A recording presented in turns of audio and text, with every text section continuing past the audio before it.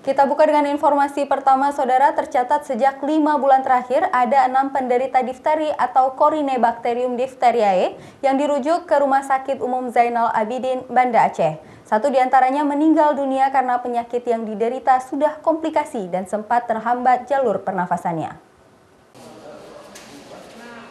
Dari 6 pasien difteri yang sempat dirawat di Rumah Sakit Umum Zainul Abidin sejak 4 bulan terakhir, satu diantaranya meninggal dunia pada 14 Mei lalu.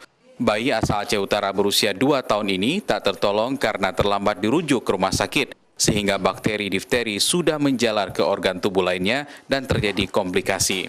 Setelah dirawat 2 kali 24 jam, dokter mendiagnosa klinis difteri dan melakukan penanganan medis tracheostomi, yaitu leher bayi dilubangi karena jalur pernapasannya sempat terhambat. Namun kondisinya sangat memprihatinkan sehingga bayi itu tak tertolong.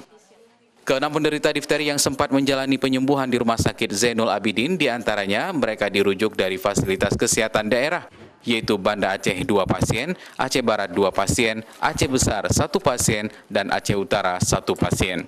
Sejak Januari sampai hari ini terakhir kita sudah merawat 6 pasien difteri.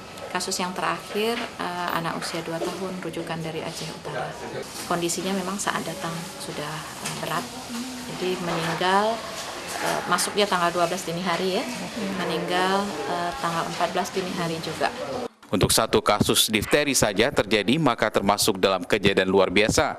Namun sejak beberapa tahun terakhir, kasus difteri semakin meningkat. Rata-rata penderita difteri yang dirawat kebanyakan tidak diimunisasi, padahal pencegahan dapat dilakukan dengan imunisasi DPT.